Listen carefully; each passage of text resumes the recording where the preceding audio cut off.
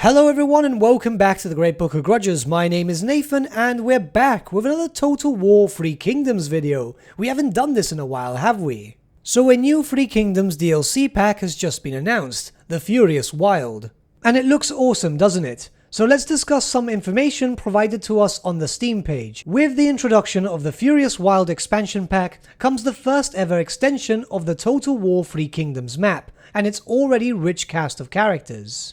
Visit the jungles around southern China, and with it, the fearsome tribes of the Nanman. Will you unite the tribes of the south? Let's just stop here 1 second. So the Nanman are being introduced into the Three Kingdoms game. This is something which I've always wanted myself, and I feel more inclined to play Three Kingdoms now. A lot of you might know of the Nanman when it comes to Dynasty Warriors and other forms of pop culture in video games and so on. And from the looks of the trailer, we're going to get something along that lines. Mighty warriors, elephant riders, and tigers. I mean, how cool is that?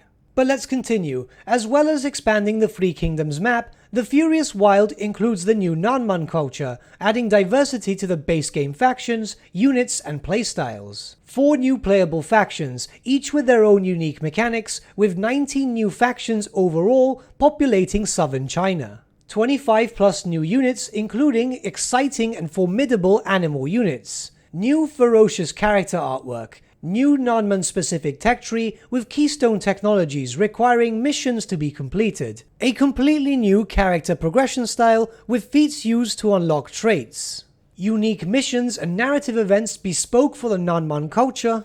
One goal, to unite the tribes, but how will you achieve it? Through diplomacy or conquest? And finally, they can be playable in either the 190 or 194 start dates. So the DLC itself is jam-packed with a lot of new content. The Nanman of the Furious Wild should present completely new playstyles when in regards to Total War Three Kingdoms. Now, I'm not going to go over this too much, as we will have videos soon enough showing off campaign footage, battles and so on. But I wanted to go over the 4 characters which have been announced as the playable characters for this DLC, with their excerpts of lore, and the confirmed unique mechanic which would be tied to them individually. But before anything, just a word of warning, I do apologize if I butcher these names, believe me, I am trying my best. First up, we have Meng Huo. Having risen through the ranks of the Nanman tribes, Meng Huo has gained reputation for his fierce but stubborn leadership. Loyal to his friends, but merciless when it comes to his enemies,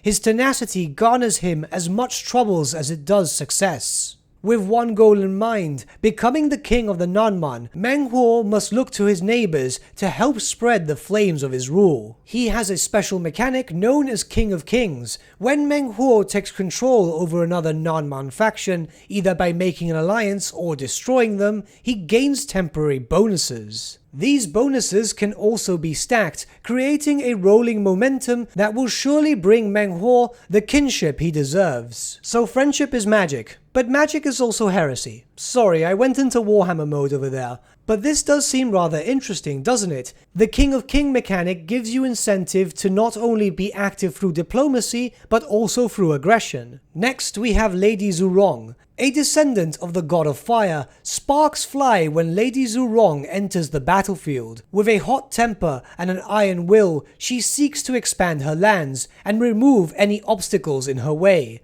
Her passion seems impossible to rival, but there may just be allies closer than she thinks. Her special mechanic is known as Goddess of Fire. Across the seasons, Lady Zhurong accumulates points towards her Goddess of Fire mechanic. Once enough points have been gathered, players have the ability to activate her Wildfire bonus. This formidable bonus makes her units near unbeatable in the battlefield. The bonus changes according to the season it is activated within, and these powerful effects last across a series of turns. Once Wildfire has burned out, Lady Zhurong is vulnerable for a short period and will need time to recover before she can fight again without weakness, so time your expansion wisely. So what can we learn about this mechanic? It would seem that the Goddess of Fire mechanic would give you a very healthy push when it comes to Empire expansion. The only problem is that, as it's stated, she will need time to recover. So you're probably better off attacking 1 or 2 enemies rather than declaring war on everyone in sight,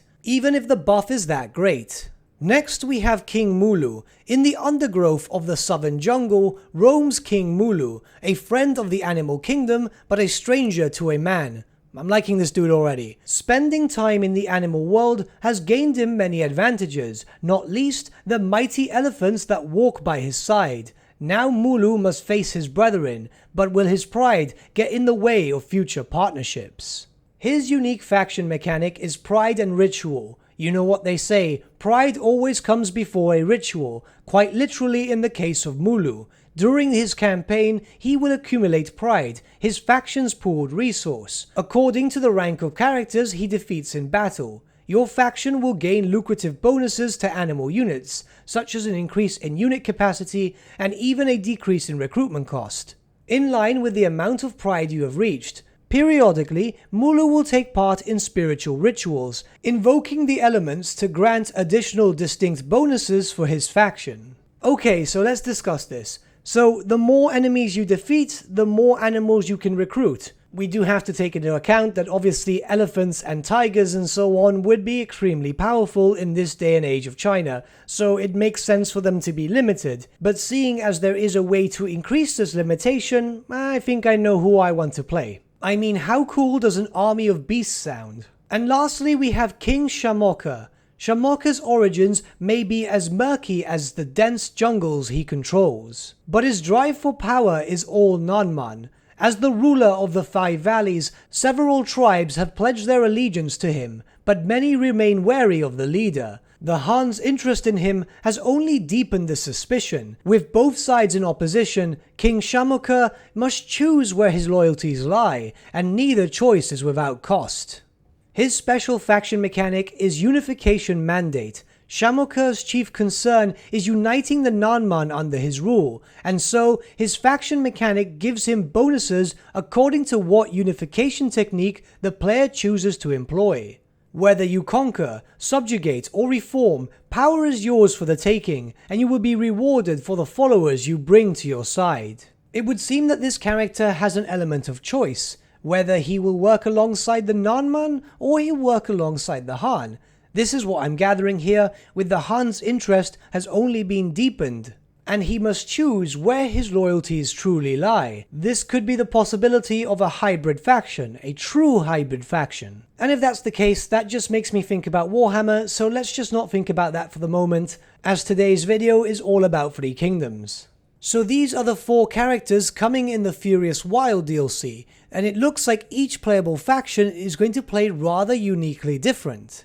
As stated before, soon enough I'll be able to show off some videos and look at stuff with you guys in a much greater detail. But we're not done just yet. As usual, when it comes to the release of a new Total War paid for content, we also get a FLC to come alongside that. Between the fierce tribes of the Nanman and the noble Han sits an influential member of the imperial government. Shi Xie may be far from the capital, but this governor has learned how to make the most of the power he exerts in his remote province, manipulating the Han and Nanman alike to increase his reach. Nepotism rules in the world of Shi Xie, and he is determined to spread his inner circle across the whole of China. Shi Xie will stop at nothing to get his family into power. After all, it's all about who you know. This unique FLC character comes with 2 unique mechanics, both of which are tied to each other. The first being Splendor. Shi Xie's unique mechanic, Splendor, can be gained by smuggling family members into important court positions. Splendor is generated according to the level of court position of the family member, with an administrator position gaining less splendor than a council member, for example. Higher levels of splendor provide bonuses to public order, trade influence, and diplomacy relations with all factions.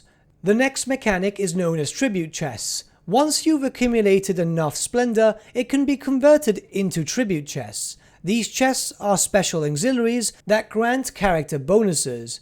There are 3 types of chest: diplomatic, regional, and personal. Diplomatic chests grant improvements to a character's diplomatic conditions, while regional chests improve their region via replenishment or construction time. Personal chests improve their character or retinue. Chests are opened when equipped, and will provide certain effects, but will deplete over the course of 20 turns. This special auxiliary can be traded and used for diplomacy to sweeten any deal. Okay, so let's discuss this. So with Splendor, you're able to infiltrate the court of the Han. You'll get a bunch of bonuses for doing so, and then even further bonuses from the tribute chests. This seems like it's a faction based around mostly diplomacy. This just screams a no combat campaign challenge to me. I don't know if that will even be possible, but it might be worth the attempt. So with all this said, it looks like Three Kingdoms is about to get a massive content boost. This is rather exciting, to be honest. What do you guys think about the Furious Wild? A bit of a change of pace to the usual type of units and heroes that we'll see. Are you hyped up for this? I know most of my subscribers are mostly Total War Warhammer players, but you know, I've enjoyed Three Kingdoms myself. I do have a fair amount of hours on it, and I'm looking forward to playing this too. But let me know your thoughts in the comments below, and let's start a bit of a discussion. I'll have the trailer playing once again, but in its entirety, so you can watch it without the sounds of me rambling, because yeah, I know that can be a bit annoying sometimes. Peggy 16.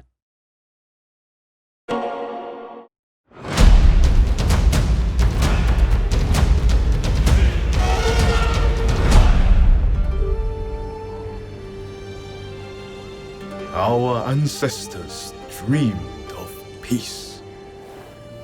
But all we know now is war. One day my name shall echo through these valleys. How much blood has been spent? And yet unity is still so far from reach. Are we no better than the Han? Are we as savage as they say?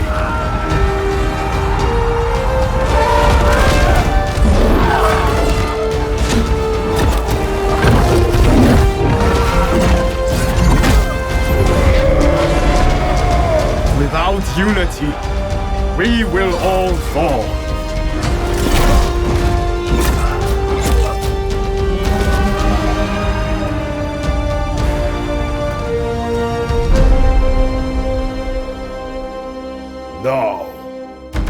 No surrender!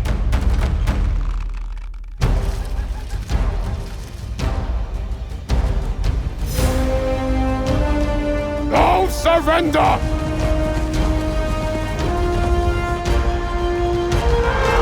There will be one tribe! One king!